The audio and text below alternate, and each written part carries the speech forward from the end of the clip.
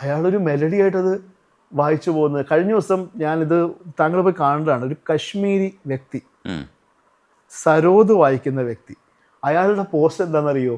ഞാൻ പണ്ട് ഗുരുവായൂർ പോയപ്പോൾ എൻ്റെ മുറിയിൽ ഞാനിരുന്നപ്പോൾ തൊട്ടപ്പുറത്തെ കാസറ്റ് കടയിൽ നിന്ന് ദ്വിജാവന്തി രാഗത്തിലൊരു മനോഹരമായ പാട്ട് പ്ലേ ആവുന്നു. എൻ്റെ മൈൻഡിൽ ആ പാട്ടങ്ങ് നിറഞ്ഞു.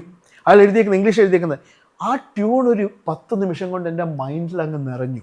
പിന്നെ ഞാൻ എപ്പോഴോ ആ ട്യൂൺ മറന്നു. പിന്നെ ഒരു ദിവസം എണീറ്റപ്പോൾ എനിക്ക് ഓർമ്മയുള്ളത് വെച്ച് ഞാൻ ആ ട്യൂണൊന്ന് വായിക്കാം. എനിക്ക് മലയാളികൾ ആരെങ്കിലും ഉണ്ടെങ്കിൽ ഇത് ഏത് പാട്ടാണെന്നൊന്ന് പറഞ്ഞു തരാം. പാട്ട് ഒരു നേരമെങ്കിലും എന്നുള്ള ഭക്തിഗാനമാണ്.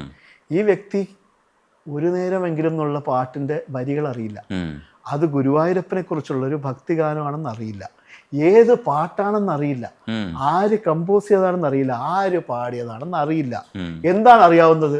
ദ്വിജാവന്തി രാഗത്തിലെ ഒരു, പറയുമ്പോൾ ഗൂസ് ബംസ് ആണ്, ഒരു ഹൃദയം തുളച്ച് കയറുന്ന ഒരു മെലഡി മനസ്സിലങ്ങ് സഞ്ചരിച്ചു.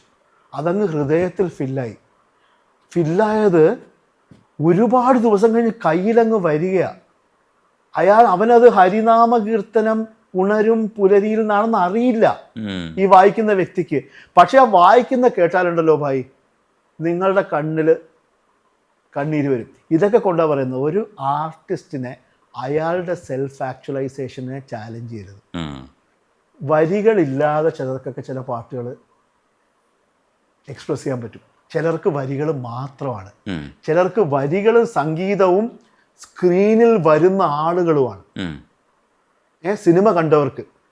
ഇപ്പം എന്നോട് പലപ്പോഴും പറയുന്നത്, ഒന്നാം രാഗം പാടി പാടുമ്പോൾ എൻ്റെ ഹരീഷേട്ടാ, അതാ ജയകൃഷ്ണൻ എന്ന് പറഞ്ഞ ക്യാരക്ടർ, ഒരു സാധാ തൃശ്ശൂർക്കാരൻ വടക്കുന്നാഥ ക്ഷേത്രത്തിൻ്റെ ചുറ്റും ഒരു തോർത്തൊക്കെ ഇട്ടിട്ട് നടക്കുമ്പോൾ പാടുന്ന പാട്ടാണ്. അതിനെയാണ് നിങ്ങളിങ്ങനെ ഒരു കച്ചേരി പോലെയൊക്കെ പാടുന്നത്. ശരിയായ പരിപാടിയാണോ? അതിനുള്ള മറുപടിയാണ് പറയുന്നത്, എൻ്റെ പൊന്നുമോനെ, ഞാൻ ആ പാട്ട് പാടുമ്പോൾ എനിക്ക് വടക്കുന്നാഥൻ അമ്പലവും കാണുന്നില്ല, എനിക്ക് മോഹൻലാലിനെയും കാണുന്നില്ല, എനിക്ക് പാർവതിയെയും കാണുന്നില്ല, എനിക്ക് യാതൊന്നും കാണുന്നില്ല, എനിക്ക് രീതി കോളേജിലൊരു പാട്ടാണ് കേൾക്കുന്നത്. ഞാനിപ്പോൾ എന്താ ചെയ്യുക? നിങ്ങൾക്കത് ഡിസ്കൗണ്ട് ചെയ്യാൻ പറ്റുമോ? എന്നെ വിളിച്ച്, ഇല്ല ഹരീഷേട്ടാ ആ ഫീലിംഗ് എല്ലാം ഡിസ്കൗണ്ട് ചെയ്യണം, കാരണം സിനിമയിൽ വന്ന ആ സാധനം മാത്രമേ. അത് പറ്റില്ല.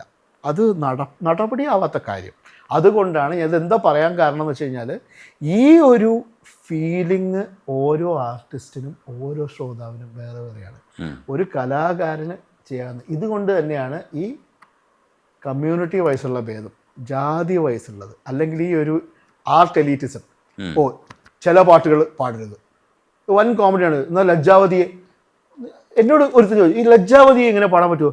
എടോ, ലജ്ജാവതിയെ അങ്ങനെ പാടരുത്. ഓരോ സാധനത്തിനും അതിൻ്റേതായ ഒരു ആർട്ടിസ്റ്റിന് ഫീൽ ചെയ്യുന്ന മീറ്റർ ഉണ്ട്. എനിക്ക് ഫീൽ ചെയ്യാതല്ലേ വെറുതെ ചുമ്മാ ആരെയും തോൽപ്പിക്കാൻ വേണ്ടി ലജ്ജാവതിയെ കാമ്പോജിലാവത്തി പാടാൻ പറ്റുമോ? അത് എനിക്കും കൂടെ തോന്നണ്ടേ? എനിക്ക് തോന്നിയതുകൊണ്ട് മാനസനിലയിൽ അങ്ങനെ പാടി. ലജ്ജാവതിയെ അങ്ങനെ പാടാൻ തോന്നിയില്ല, അതുകൊണ്ട് പാടിയില്ല. അത് സമയത്ത് 100 ആശകൾ ജാസി ഗിഫ്റ്റ് സാർ തന്നെ ചെയ്ത പാട്ടാണ്. അത് വരുമ്പോൾ എനിക്ക് വേറെ പോലെ പാടാൻ തോന്നി. അപ്പോൾ ഇത് ചുരുക്കി പറഞ്ഞാൽ, എല്ലാ തരത്തിലുള്ള ഈ എലീറ്റിസ്റ്റ് മെൻറ്റാലിറ്റിയും എൻ്റെ അഭിപ്രായത്തിൽ ജാതിവാദമാണ്. അത് ജാതി പറയുമ്പോൾ മാത്രമല്ല അത് ഫീൽ ചെയ്യുന്നത്. ഇപ്പം ഒരു പാട്ട് പാടുമ്പം അതിങ്ങനെ പാടരുത്, അങ്ങനെ മാത്രമേ നിർത്താവൂ, ഇങ്ങനെയേ നിൽക്കാവൂ, അല്ലെങ്കിൽ ഈ പാട്ടിങ്ങനെ, മലയാളികൾക്കൊരു പ്രത്യേക ക്യാരക്ടറാണ്. വടി പോലെ നിന്ന് പാടിക്കഴിഞ്ഞാൽ ഒരു പൊടിക്ക് സ്നേഹം കൂടും ആർട്ടിസ്റ്റിനോട്.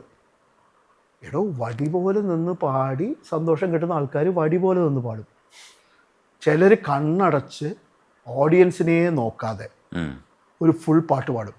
ചിലർ ഡാൻസൊക്കെ കളിച്ച് ചിരിച്ച് സന്തോഷിച്ച് സ്റ്റേജ് ഉടനെ. ഹരിജി പാടുന്ന കണ്ടിട്ടുണ്ടോ? നടന്ന് പുള്ളി ഓർക്കസ്ട്രക്കാരെയൊക്കെ നോക്കി ചിരിച്ച് എൻജോയ് ചെയ്ത് അവർക്ക്.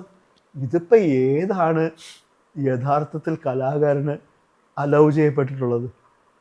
അതൊക്കെ ആർട്ടിസ്റ്റിൻ്റെ ഇഷ്ടമല്ലേ?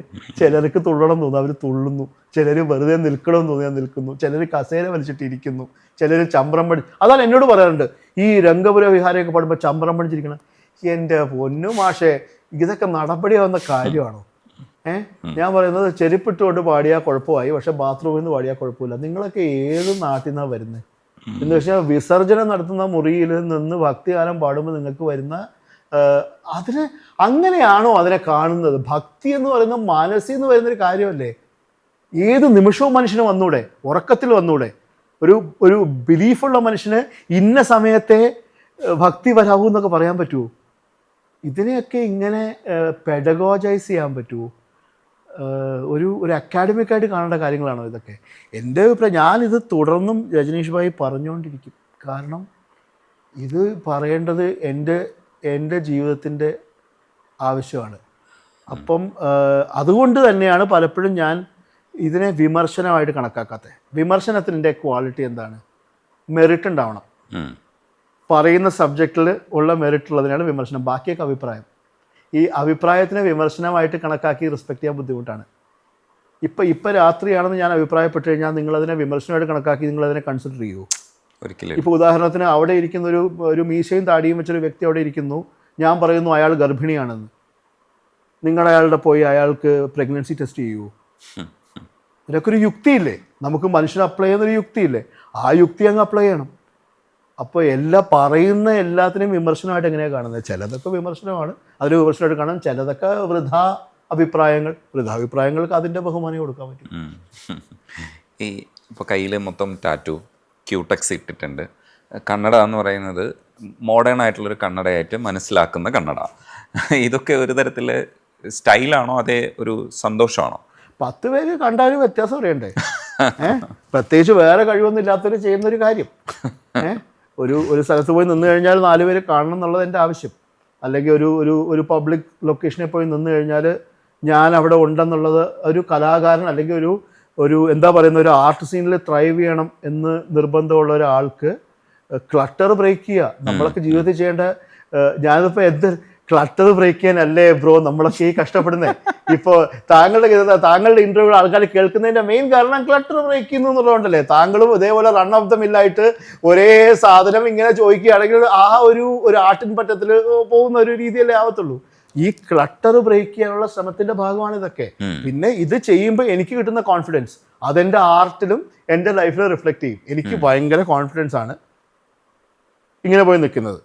എനിക്കൊരു കഴിഞ്ഞ ഒരു 9 മാസം മുമ്പ് ഒരു വിഗ് ഉണ്ടായിരുന്നു.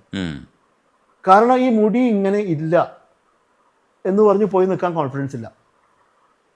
പെട്ടെന്നൊരു ദിവസം ഇരുട്ടി വെളുത്തപ്പോൾ കോൺഫിഡൻസ് ആയി. ഇപ്പോൾ TV താങ്കളെ പോലെ ഇത്രയും റീച്ചുള്ള ഒരു ചാനലിൻ്റെ ഒരു ഇൻ്റർവ്യൂവിൽ ഇവിടെ മൊത്തം കഷണ്ടിയാ, സൈഡിലൂടെ ഒന്നും മുടിയില്ല, ഇതൊന്നും ഇനി വളരത്തുമില്ല. ഇങ്ങനെ വന്നിരിക്കാൻ ഇപ്പോൾ കോൺഫിഡൻസ് ആയി. 9 മാസം മുമ്പ് കോൺഫിഡൻസ് ആയിരുന്നില്ല. കോൺഫിഡൻസ് ഇല്ലാതിരുന്നപ്പോൾ വിഗ് വെച്ചു, കോൺഫിഡൻസ് വന്നപ്പോൾ വിഗ് എടുത്ത് കളഞ്ഞു.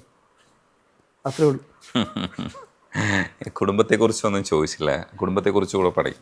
ഇവിടെ ബാംഗ്ലൂര്